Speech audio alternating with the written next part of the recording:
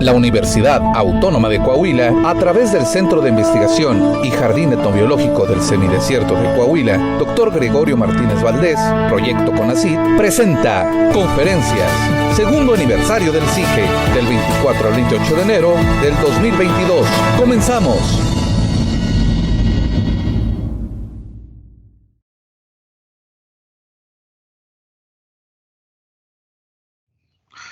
Bien. Muy buen día. Continuamos con las charlas en el marco del segundo aniversario del Centro de Investigación y Jardín Etnobiológico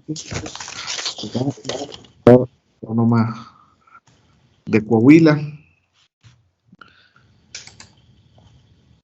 En esta ocasión tenemos la charla del doctor José Antonio Hernández, titulada Potencial de los magueyes en las zonas desérticas. Y enseguida me voy a permitir leer una semblanza, una reseña del doctor José Antonio Hernández Herrera. Él es profesor investigador en la Universidad Autónoma Agraria Antonio Narro. Imparte asignaturas a nivel licenciatura como cartografía automática, sistemas de información geográfica, taller de clasificación de suelos, taller mapa digital, paisajismo e impacto ambiental y fauna silvestre, y a nivel posgrado imparte la asignatura de cartografía. Es un profesional en la evaluación de recursos naturales en zonas áridas y funcionario de la administración pública que ha desarrollado investigación y docencia. Es candidato en el Sistema Nacional de Investigadores e integrante del Nodo de Recursos del Semidesierto, del Programa de Redes de Innovación Cooperativa del Consejo Estatal de Ciencia y Tecnología de Coahuila. Es autor de diversos artículos científicos, capítulos de libro y ponente en algunos eventos relacionados a su área de investigación. Es además árbitro de la Revista Mexicana de Ciencias Forestales, de la Revista Chapingo, de la serie Zonas Áridas, Polibotánica y Acta Universitatis Agriculturae et Civiculturae Mendelianae Brunensis.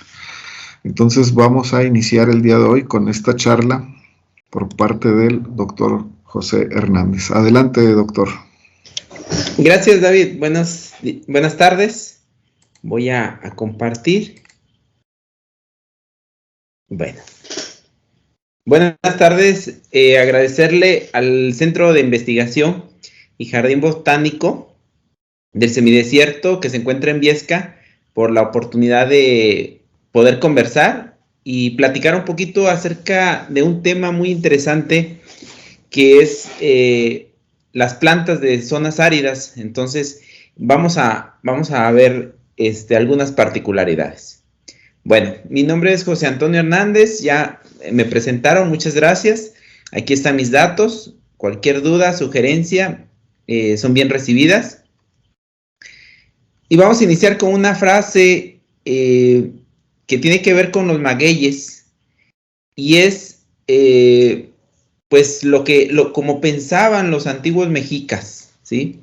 Entonces, en el Huehuetlatonli dice un pensamiento que me gusta mucho y dice: ten cuidado con las cosas de la tierra. Haz algo, corta la leña, labra la tierra, planta nopales, planta magueyes. Tendrás que comer, tendrás que beber, que vestir, y con eso estarás en pie, serás verdadero, y con eso andarás. Con eso se hablará de ti, se te alabará, con eso te darás a conocer. O sea, en ese pensamiento que formaban a la gente en aquellos años antes de la llegada de los españoles,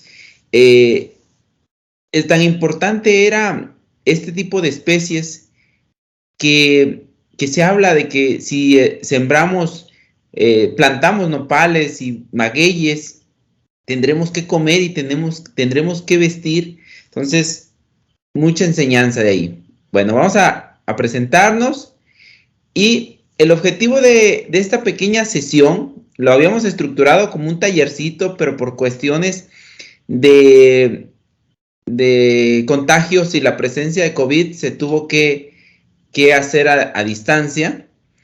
La finalidad es que todos los que participan o están escuchando la conferencia, pues tengan un poquito más de conocimientos técnicos y también sus habilidades que nos permitan conocer algunos aspectos del género agave y sus necesidades y su potencial en las regiones áridas y semiáridas. Bueno, la estrategia que había planteado en el taller era realizar la exposición y también que los asistentes pudieran participar con sus opiniones y también con lecturas que se les pudieran proporcionar. Y al final teníamos planeado realizar una actividad de campo en el jardín con algunos ejemplares de agave. Entonces, la primera pregunta es, ¿los agaves, para qué y por qué estudiarlos? ¿Sí? Bueno, México es el centro de origen del género agave. Sí, es donde tenemos la mayor diversidad de plantas, donde ha evolucionado, donde se considera como un patrimonio natural y cultural. El género agave, los magueyes, están directamente relacionados con nuestra vida cotidiana, con nuestras actividades diarias. Y en un momento más vamos a describirlas por qué. Bueno, el género agave en México tiene una amplia distribución, está en diferentes tipos de ecosistemas. Lo vamos a encontrar desde matorrales, que es más común, el matorral desértico rosetófilo, en los pastizales, en las zonas de transición, pero también encontramos presencia de ejemplares en bosques de pino, bosques templados, y también en selvas secas y húmedas, regiones de bosque tropical caducifolio. Entonces, hay una gran presencia de ejemplares y una gran variedad. También hay, los agaves son de las especies que menos requisitos ambientales necesitan. La calidad del suelo puede ser muy pobre, pueden estar en afloramientos rocosos, estar en áreas con poco suelo. Entonces, es una planta que se adapta muy bien a todo tipo de ecosistemas. Y bueno, tan importante es este género, lo que son el género agave, ¿sí? Que en nuestros pueblos originarios son parte importante, lo han sido y lo serán. Y por ejemplo, tiene sus propias denominaciones en diferentes lenguas, ¿sí? Por ejemplo, yo soy mixteco y en mixteco se dice yavi, ¿sí? Y abajo hay más denominaciones, ¿sí? Acuérdense que la denominación de maguey, pues no es una denominación realizada en territorio mexicano, sino es una palabra de origen antillano, ¿sí? Entonces, esa sería la forma correcta de llamar a nuestros agaves, ¿sí? En náhuatl sería melt, ¿sí? Es la forma que sería más adecuada, o mexcalmet, ¿sí? Y ahí hay otras denominaciones, por ejemplo, en huasteco, sinjín, ¿sí? Entonces, maya aquí, entonces, tenemos una gran diversidad, tanto de especies como de denominaciones que les hicieron los pueblos originarios, que somos parte de esa historia, ¿no? Entonces, aquí viene un poquito el comentario de por qué maguey, ¿sí? Le llamarían maguey tomando la palabra de su paso por las Antillas, ¿sí? Y entonces, pero en sí la denominación del género como tal, agave, que significa admirable o noble, ¿sí? Lo estableció, pues, Linneo. Imagínense, tan importante es esta planta que tiene esa denominación, admirable, ¿sí? Y se considera que pues los magueyes tienen más de 10 millones de años evolucionando en diferentes especies, diferentes ejemplares, ¿sí? Con nosotros, los humanos, digamos, México más o menos son 15,000 años. 15,000 años que estaban aceptando otras personas. 15,000 años Y bueno, a partir de ahí, mucho de la diversidad biológica de los agaves se ha realizado porque tenemos un interés, ¿sí? Un interés en esa planta, y en un momento más lo vamos a ver.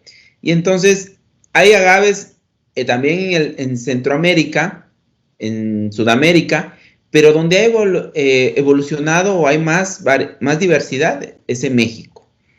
Bueno, y dentro de esas, por ejemplo, especies de agave, últimamente las que llaman la atención son las que se pueden producir en mezcal, y dentro de esos mezcales pues está el tequila, ¿sí?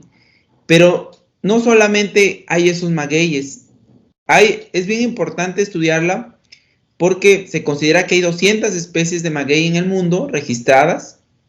En México tenemos 150, pero también tenemos de esas 150 solo el 10% aproximadamente, o 14 ejemplares, son las más usadas, ¿sí? Para la producción. Y 18 están en peligro de extinción. Entonces, es un género que tiene mucho potencial, que se ha estado usando, pero que también representa algunos riesgos para su permanencia. Bueno, aquí en este estudio de Trejo nos menciona quería mostrarles en esta imagen las diferencias dentro de los agaves para producir pulque en el centro del país, ¿sí? Van a ver, hay diferentes tipos, desde que son los agaves salmianas, y dentro de esos tienen algunos fenotipos, ¿sí? Que le llaman ellos amarillo, como la letra, donde está la letra A, el ayoteco, la letra B, el C, el colorado, ¿sí? Entonces, hay diferentes, tanto subespecies, por ejemplo, en la letra K, en la parte de abajo, está agave salmiana, subespecie tehuacanensis, ¿sí? Entonces, hay una gran diversidad de ejemplares. Esta imagen, la que está en el centro, le di un clic, esa la tomé aquí en Saltillo, también ejemplares muy grandes, muy buenos para producir pulque, y vamos a ver por qué un ratito más. ¿Hay alguna duda hasta acá? Si me escuchan. De momento no, doctor. Bueno, muy bien. Bueno, entonces, dentro de la denominación de los agaves, ¿verdad? Vamos a ver que el maguey, como se le conoce normalmente, pues es un árbol, ahí lo mencionan como un árbol de las maravillas. En realidad, pues no es un árbol, ¿verdad? Porque no tiene las estructuras leñosas, pero es una planta maravillosa, eso sí, ¿sí? Que nos da lo más usual, las bebidas, como el aguamiel, el pulque, tanto que sirvió a nuestros pueblos originarios en su nutrición, el pulque. También se puede hacer tepache, igual como con la piña. También podemos hacer vinagre.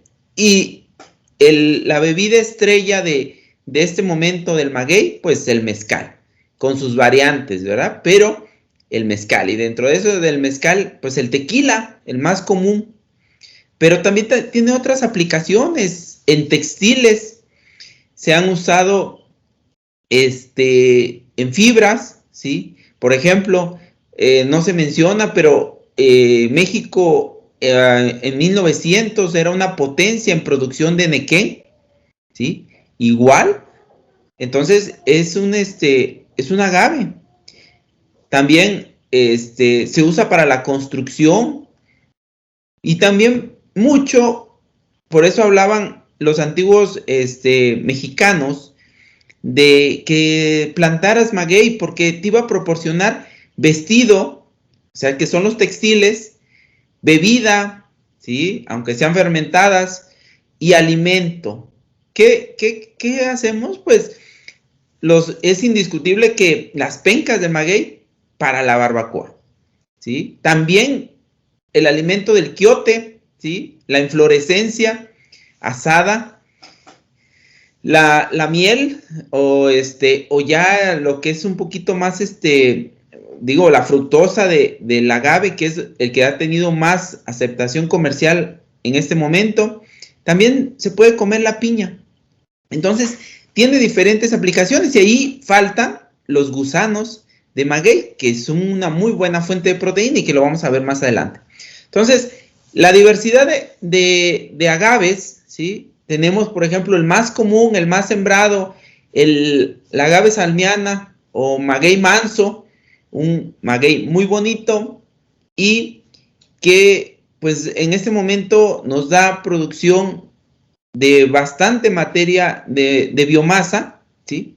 Y es el maguey que más se extendió en el país, porque era el maguey que sembraban los tlaxcaltecas, los mexicas, y al empezar por ejemplo, los tlaxcaltecas cuando llegan aquí a Saltillo, traen este tipo de ejemplares, y entonces Saltillo, pues es bien famoso hasta por su pan de pulque, y hay otras poblaciones aquí en el norte de México que tienen esa situación. Entonces, también el maguey de pulque, la agave americana, también muy bonito, se usa su uso igual para pulque, pero también lo podemos usar para la construcción, para los cercos, y una de las grandes ventajas del género agave es su propagación, ¿sí? Son tan nobles que tenemos su reproducción por vía vegetativa, ¿sí? Por medio de hijuelos, ¿sí? Y además por la vía sexual, ¿verdad? Que es más común por hijuelos. Entonces, bien importante este tipo de especies, pero también hay otros, digamos, los agaves dentro del uso. Tenemos un ejemplar que pudiera parecer muy simple y que no pudiera tener tanta importancia, pero hasta el día de hoy, México, pues es el único productor de fibra de lechuguilla. Entonces, muy caracterizado a regiones muy secas, a regiones áridas, para que esta planta nos provee el material para el ixtle, ¿sí? El ixtle, la fibra, y que tiene muchas aplicaciones. Entonces, la lechuguilla es una de las plantas más extendidas en el norte de México. También podríamos pensar que las menos valoradas, porque son tan comunes y hasta a veces generan problemas a la gente en que sus espinas, pero es la reina de los desiertos, ¿sí? Entonces, es la reina del matorral desértico rosetófilo. ¿Ok? Entonces, el maguey tiene mucha importancia a últimos años, aunque en Jalisco, por ejemplo, el tequila ya lleva más de 200 años de producción. Oaxaca también son más años. Surge mucho el interés de los agaves en México, surge por la producción de esas bebidas espirituales, ¿sí? Y entonces, las bebidas espirituales en México más comunes es el mezcal. Las bebidas que provienen de un maguey, del género agave, se llaman mezcal, ¿sí? Y se estima que hay 60 especies de agaves, de las cuales pues se usan 14, y de esos 14, miren, por ejemplo, el maguey lo vamos a tener en la mayor parte del país, el maguey mezcalero, ¿sí? La producción de mezcal, y ahí vienen cuestiones de denominación de origen, ¿verdad? Y dentro de esos, pues la reina de los mezcales es el tequila, el agave tequilana Weber, muy conocido a nivel mundial por ser el maguey azul. Entonces, que tiene un área de denominación de origen que nada más está localizada en Jalisco, Nayarit, Guanajuato, donde se puede producir y se puede denominar tequila, pero en realidad todo lo demás son mezcales. Y el bacanora también, el agave angustifolia, que va a ser, o también puede ser de agave pacífica, y que va a estar muy caracterizado, muy enfocado a la región de Sonora. Es una bebida muy aceptada. Aquí plasman también el sotol, pero el sotol no es una agavácea, entonces no es un agave, ¿sí? Es de la familia. Bueno, entonces, pero también dentro de ese género tenemos agaves ornamentales. Y ahí en Torreón, seguramente en el jardín biológico deben de tener algunos ejemplares de la NOA, el agave Victoriae reginae, la reina, ¿sí? La reina de los agaves. Entonces, importancia ecológica, importancia ornamental, ¿sí? Es una especie que está considerada pues en peligro, que tiene mucho potencial de comercialización para venta, pero hay restricciones y se tendría que evaluar algunas condiciones de la norma 059 para que se pudiera comercializar de forma adecuada. Bueno, ¿cuál es la ventaja que tenemos con los magueyes? Pues que los magueyes, y también sin dejar de lado otra especie como los nopales, pues tienen la ruta de la fotosíntesis del metabolismo ácido de las crasuláceas, en las cuales es muy eficiente el uso del agua, ¿sí? Abren sus estomas durante la noche, ¿sí? Y almacenan el dióxido de carbono, que lo van a transformar, ¿sí? Lo van a almacenar en forma de ácido málico, y posteriormente en el día van a poder hacer el proceso fotosintético. Entonces, estas plantas son muy eficientes, evitan la pérdida de agua, ¿sí? La mayor pérdida de agua en las plantas se da por los estomas y generalmente es en función de la temperatura, ¿sí? Y la disponibilidad de agua. Entonces, estas plantas han evolucionado tanto a que son tan eficientes con la poca cantidad de agua. Además de que su estructura está diseñada para ser un área de captación de agua. Entonces, hay otras situaciones que también, por ejemplo, se habla de cómo los agaves almacenan sus carbohidratos en forma de fructanos, ¿sí? Que en lugar de almidón o sacarosa. Aquí está este estudio de Pérez López, donde mencionan esta forma de los agaves y que le da mucha facilidad para traslocar, ¿sí? Todo lo que son los fructanos, ¿sí? Y los puede transportar a través del floema.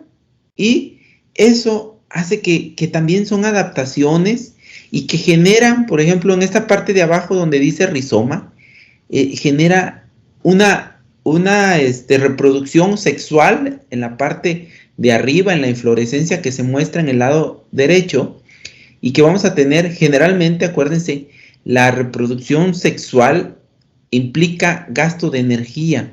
Entonces, el uso de la reproducción asexual o por rizomas, pues es más eficiente. Entonces, es una de las ventajas de los agaves. Vamos a entrar, por ejemplo, ¿cuál es el potencial de los agaves? ¿Y cuál es su futuro promisorio? La elaboración de bebidas alcohólicas. En este momento, la bebida durante el siglo pasado, la bebida más aceptada a nivel mundial o mejor conocida, mucho por el cine mexicano, fue el tequila, ¿sí? Y en este momento, a partir del 2000 más o menos, la gente a nivel mundial tiene una aceptación más selectiva sobre los productos denominados mezcal, ¿sí? Jalisco era la referencia en cuanto a tequila, y a nivel mundial la referencia es Oaxaca, ¿sí? Pero también hay otras entidades que están produciendo buen mezcal. Durango, aquí cerquita es Durango. También buen mezcal están produciendo Puebla, Guerrero, Entonces son estados que están produciendo. Y claro, Oaxaca, que es la referencia. Otra de las cuestiones es los productos endulzantes o jarabes que están tomando mucha notoriedad. En un momento más se los voy a mostrar. También otra de las cuestiones es la producción de biomasa. Son tan eficientes estas plantas que con la poca agua que hay en el medio ambiente, la que cae en la lluvia, el proceso del mecanismo del ácido de las crasuláceas, logran producir una buena cantidad de biomasa siendo eficientes. Otra de las cuestiones es la disminución de la erosión de suelos. Los antiguos pueblos mexicanos, en las orillas de sus parcelas, tenían el agave, y no lo tenían por ocurrencia, lo tenían porque sabían que era un sistema agroforestal. Ellos no lo denominaban así, pero sabían que retenía suelo, que les daba servicios, que le daba protección a la parcela, además para que no entrara, que sirviera como límite a la parcela. Bueno, ahí están los beneficios de los jarabes, y generalmente, por ejemplo, en este momento hay mucha producción de jarabes como el que ven aquí de agave azul, que son orgánicos y que se le atribuyen muchos beneficios, por ejemplo, que reduce el riesgo de padecer diabetes, que es rica en vitaminas y en minerales, es un edulcorante natural, previene enfermedades patógenas, ayuda a la absorción de calcio y magnesio, índice glucémico bajo. O sea, tiene esas ventajas, y a partir de ahí, si ustedes van a los centros comerciales, van a ver que hay mucha comercialización de estos productos. Otra de las cosas, por ejemplo, es la presencia de fructanos y algunas enzimas, ¿sí?, que son adecuados para nuestro organismo, la inulina, ¿sí? También, son las enzimas que están presentes, por ejemplo, en este estudio, son fructosas, ¿sí? Entonces, se asume que este tipo de azúcares son más asimilables por nuestro organismo. Bueno, viene los mezcales y los tequilas van a seguir demandando mucho de este producto, ¿sí? Y una de las cuestiones importantes, la denominación de origen. Tequila solamente puede ser denominado en la región occidente de México, y en el resto del país se va a denominar mezcal. Entonces tenemos desde estados del norte como Durango, ¿sí?, que va a producir mezcal, Zacatecas, Tamaulipas, San Luis Potosí, son regiones áridas, ¿sí? También Guanajuato, o sea, ellos producen tequila. Puebla, Guerrero y Oaxaca son los estados que están produciendo mezcal. Y bueno, entonces la importancia de los mezcales va a seguir durante muchos años.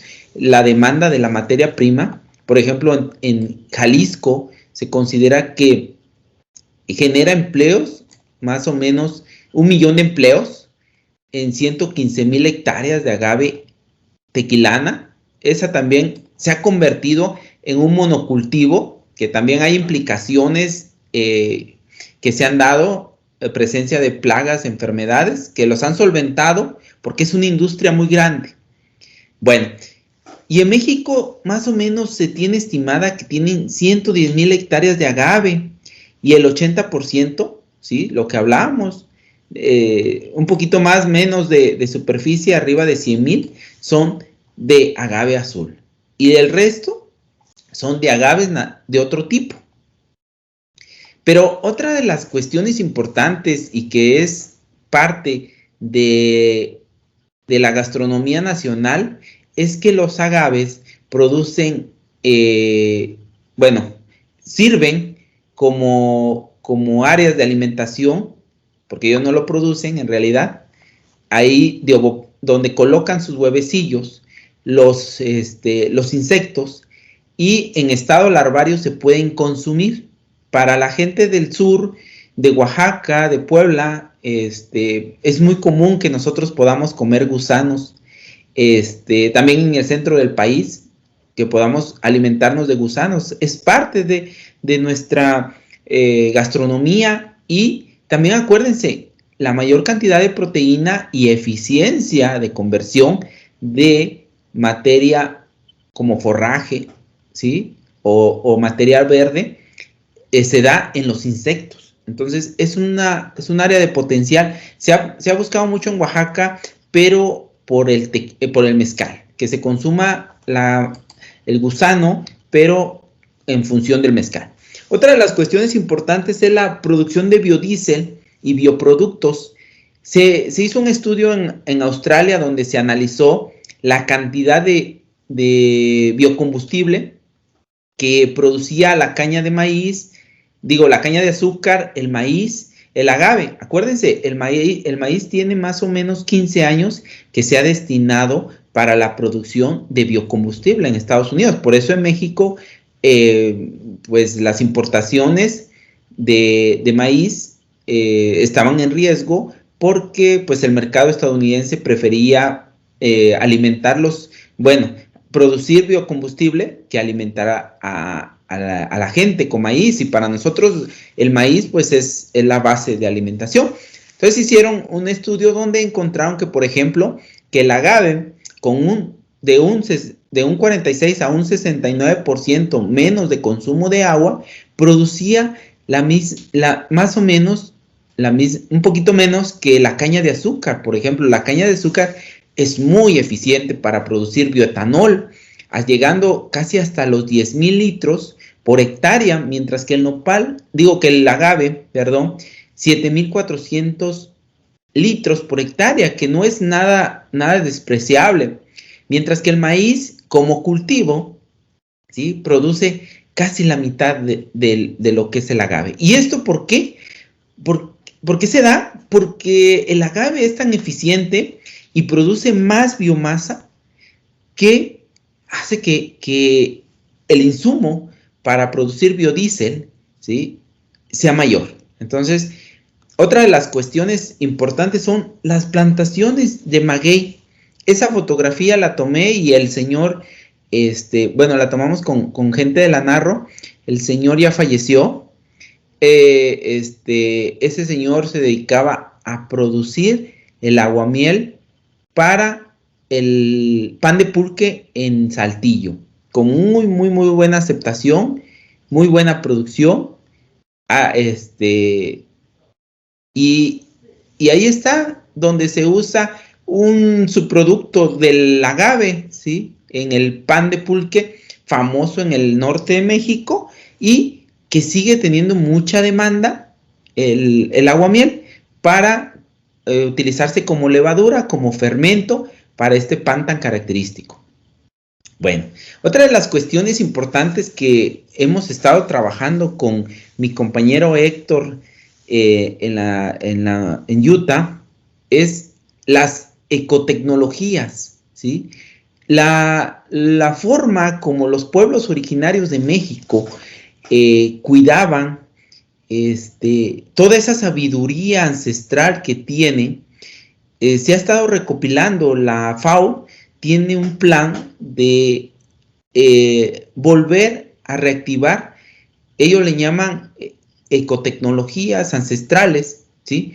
Y una de esas, por ejemplo, en el artículo de Ortiz Cano, donde yo participé, es que los antiguos pueblos del norte de México cuidaban sus agaves, ¿sí?, porque era su fuente de alimento y su fuente de vestir, usando un acolchado a base de roca y piedra, y que le permitía mantener más humedad disponible en las raíces para el agave. Entonces, sobre eso se ha estado trabajando, y bueno, hay interés de que esas tecnologías ancestrales vuelvan a aplicarse. ¿Qué nos costaría?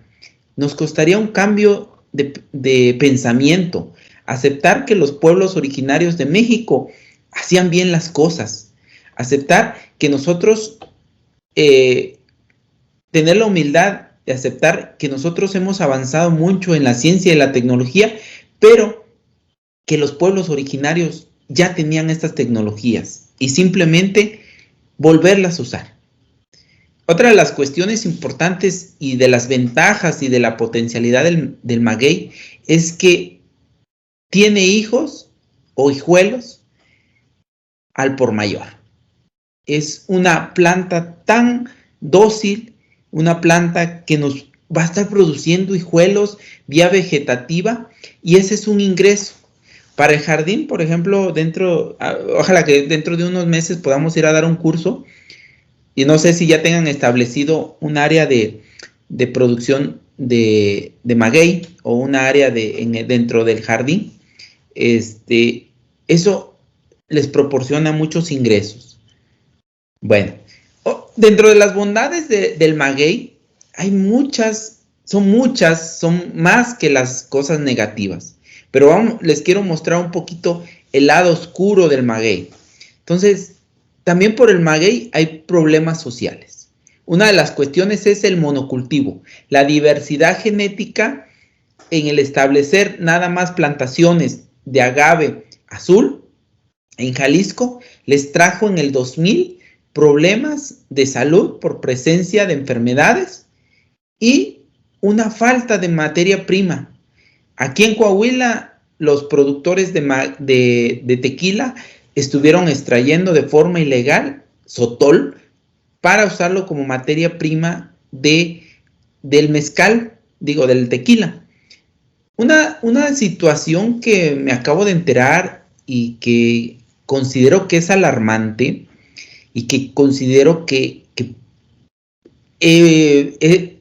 pone en riesgo una actividad tan importante como es la producción de maguey, es que ante la baja de los precios de productos ilícitos, ¿sí?, en Guerrero, como la goma de opio, ¿sí?, los grupos delictivos han cambiado de giro y actualmente se dedican a robar la materia prima, que son las pencas, la biomasa del agave, porque es más remunerativo, ¿sí? La cantidad de biomasa que se produce por hectárea vendida a los productores de mezcal, de tequila, pues es muy atractivo. Entonces ese es el riesgo de las plantaciones en lugares donde pues se dan situaciones de inseguridad. Otra de las cuestiones que ha estado muy, muy, muy en el ojo del huracán y que nosotros estamos haciendo una tesis con una alumna de Oaxaca es la extracción de ejemplares de la naturaleza, ¿sí?, para plantarlos y producir materia prima como el agave, del cual se hace pues el mezcal más exclusivo de Oaxaca, denominado Tobalá. Entonces, con eso también viene el cambio de uso de suelo, que se están deforestando áreas en Oaxaca para abrirlas al cultivo. Y ahí les voy a mostrar una imagen donde se abre, son tierras de una vegetación que ahí lo ven, son cactus, ¿sí?, y en la cual pues es una zona de bosque tropical caducifolio, y está en la época de estiaje ahí, por eso no se ve tan verde. Y del lado derecho se ve la plantación de maguey. Entonces, esa apertura de tierras se dan sin un cambio de uso de suelo, sin evaluar los impactos. Si muchas veces, por ejemplo, vean la pendiente que tiene el terreno, que va a generar erosión, que va a generar afectaciones. Las plantaciones de maguey son muy adecuadas, haciendo un uso planificado de los recursos naturales y no abrir más tierras al cultivo, sino las tierras que ya se tienen, ver si se pueden recuperar o se puede establecer plantaciones intensivas o comerciales de maguey. Entonces, pues esas son las situaciones que les quiero platicar del maguey. Son 45 minutos más o menos. Ahí están las referencias. A los que estén interesados les voy a proporcionar la presentación, y también tengo los documentos. Y bueno, agradecerle y bueno, si tienen alguna pregunta, estoy aquí a la orden. Muchas gracias, doctor. ¿Hay alguna pregunta? Tenemos poquita gente. Sí, que se va a promover red, pero Okay. ahí llegarán comentarios y igual correo por si gusta escribirte. Sí, fíjate, David, que estamos, bueno, traigo la intención de este año de colocar un área de un banco de germoplasma de maguey aquí en la Narro. Entonces, es más o menos lo que quería ir a hacer en el taller allá, determinar algunas áreas de cuenca de microcuencas, cómo es la mejor forma de plantar el maguey, que más adelante ojalá me puedan invitar y lo podamos hacer. Entonces, pues ojalá que me inviten y podamos colaborar juntos ahí en el jardín. Sí, invitados desde siempre, doctor, cuando gustes. Bueno. Aquí hay, tenemos un jardín de 12 hectáreas y hay espacio para realizar proyectos. Entonces, ojalá que sí te puedas visitar. Bueno, vamos a visitarlo y vamos a hacer una colecta de materiales de maguey, mucho enfocado, mira, lo comercial viene de maguey, productores de mezcal, ¿verdad? Pero también hay magueyes productores de pulque, y como aquí en Saltillo, la demanda de pulque, del aguamiel, en realidad es aguamiel la que se demanda, es muy constante. Hay mucha demanda por la materia prima, porque la gente viene a Saltillo y busca el pan de pulque. Entonces es parte ya de la tradición, parte de la comercialización, y son muy pocos productores los que en realidad realizan esa actividad. El señor que falleció, ahorita sus hijos tienen problemas de la propiedad del terreno y bueno, no sé, ya no están, eran los proveedores del aguamiel. Entonces, hay algunas situaciones ahí que nosotros ya no hemos podido ir por esa situación legal que tenían los herederos. Doctor, por cierto, entendí que tequila es la bebida que se trae de la agave tequila. Del área geográfica de Jalisco y okay. Guanajuato, sí, pero es un mezcal, es una bebida espirituosa. Ok, ¿y la diferencia entonces entre pulque, aguamiel y mezcal? Ok, sí. El aguamiel va a ser el líquido que se va a extraer directamente del maguey, ¿sí? Va a ser pues lo que es los azúcares naturales. Eso es muy dulce. Ahí en los pueblos para la Semana Santa lo recolectan y luego lo ponen a hervir y se concentra y ya es la famosa aguamiel, ¿sí? O miel de pulque, el que vamos a usar para colocarle a las torrejas, a varios productos en Semana Santa que ya vienen, ¿sí? Es la savia, pues, directa, pues, así se le denomina. Si ustedes recolectan la savia directa del maguey, es directo. Y luego, el pulque ya es ese mismo aguamiel fermentado, ¿sí? Cumpliendo los procesos de fermentación, que ya va a ser el líquido blancuzco, ya con cierto grado alcohólico, porque se dio su fermentación. Ese es el pulque, y es la bebida que lamentablemente se dejó de consumir en México en algunas partes por la competencia de las industrias cerveceras, pero la cerveza no provee nada de elementos nutritivos, solamente es una bebida alcohólica, mientras que el pulque es una bebida, sí, alcohólica, pero que nos provee de ciertos, de calcio, ¿sí? y de algunos elementos. Entonces, esa es una bebida, pero pues decían que casi tomar un vaso de pulque era como comer un pedazo de carne. Bueno, es lo que decía la gente, ¿verdad? Y el mezcal va a ser las piñas tatemadas, exprimidas, fermentadas y pasadas por el proceso de destilación. Los dos anteriores, el aguamiel y el pulque, no van a pasar a un proceso de destilación. Ya el mezcal, esos fueron, digamos, el aguamiel y el pulque fueron las bebidas antes de la llegada de los españoles. Cuando llegan los españoles, ellos ya conocen el proceso de destilación, el proceso del alambique, que lo habían heredado de los árabes, y entonces ellos empiezan a preparar las bebidas espirituosas, ¿sí? La bebida que le denominamos mezcal, ¿sí? Y entonces ya pasa en el proceso de destilación, ¿verdad? Y se obtiene la bebida, y hay diferentes clasificaciones de mezcal, y dentro de esa pues está el tequila. Ok, pero entonces igual el aguamiel viene de la piña, de la planta.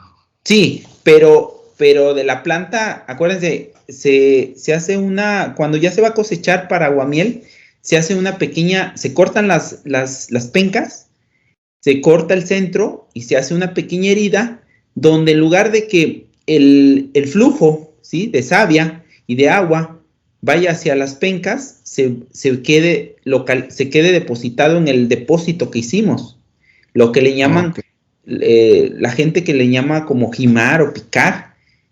La hieres, pues, lastimas y cortas ese flujo, y es donde se va a juntar el agua a manera de recipiente, y va a ser lo que vas a estar obteniendo todos los días.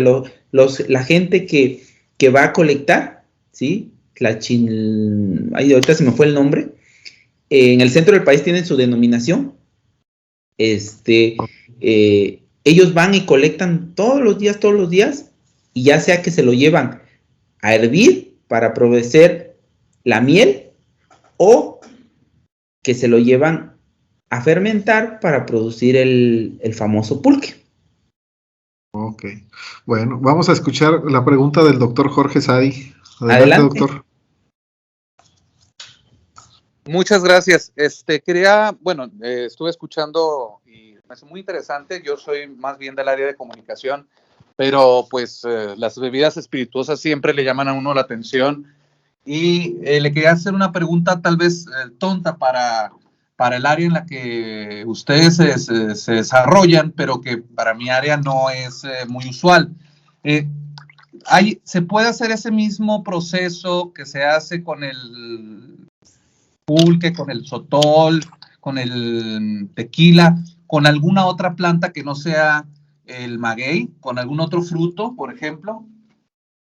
Sí. Como, no sé, la manzana, el melón, la sandía.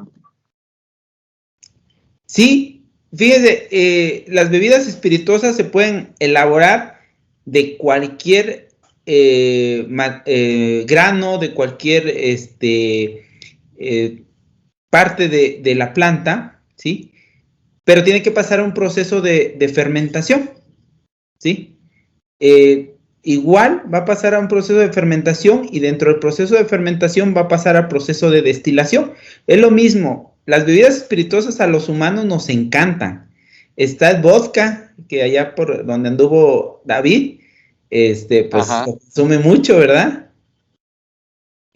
Hay bebidas también a partir del maíz, hay bebidas, bueno, de muchos tipos de semillas, pero también de tallos, ¿sí? Y de frutos. Por ejemplo, la manzana, en este caso, se elabora, pues, con el proceso de fermentación, las sidras y todo eso, pero hay, si se quisiera, si hay mucha producción de manzana de mala calidad, para el mercado de mesa, sí se puede fermentar y se puede pasar y se puede elaborar una bebida, un destilado de manzana.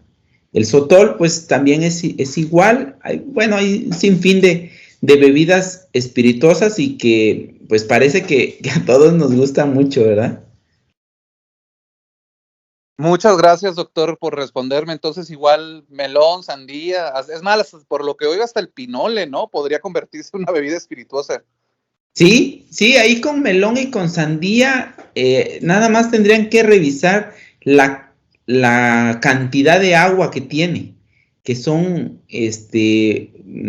pues frutas tienen alto contenido de carbohidratos, pero pienso que tienen muy alto contenido de humedad. Entonces, ahí la relación de producir por 1 kilo de materia fresca, cierta cantidad de licor sería bajo, pero si vale la pena, digo, que el melón sea un desecho, un subproducto que no tenga precio por la calidad, por algunas cuestiones, sí se pudiera entrar y sí se puede hacer una bebida destilada de melón. Ya he visto unas en el mercado de melón, sí. Bueno, muy amable, doctor. Muchas gracias. No, al contrario, muchas gracias.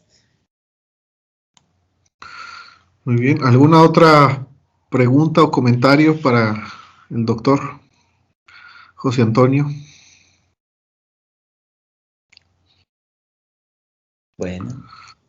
Bueno, entonces David, si no hay más, estamos dime. en contacto a ver si podemos hacer esa colaboración de recolectar ejemplares de agave y Claro que sí, establecer un pequeño, un área de in situ ahí, ustedes allá y nosotros aquí, tener una réplica de cada ejemplar y bueno, yo digo que en unos cuantos años pues puede ser una manera de un banco de germoplasma.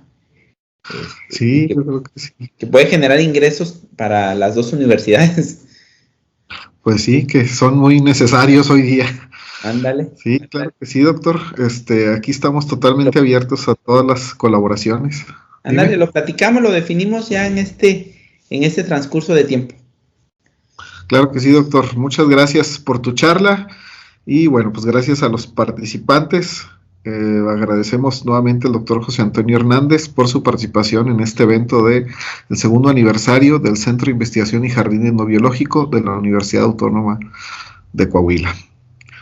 Concluimos. Gracias. Gracias. Adiós. Hasta luego. La Universidad Autónoma de Coahuila, a través del Centro de Investigación y Jardín Etnobiológico del Semidesierto de Coahuila, Dr. Gregorio Martínez Valdés, Proyecto CONACYT, presentó Conferencias por segundo aniversario del CIGE. Hasta la próxima.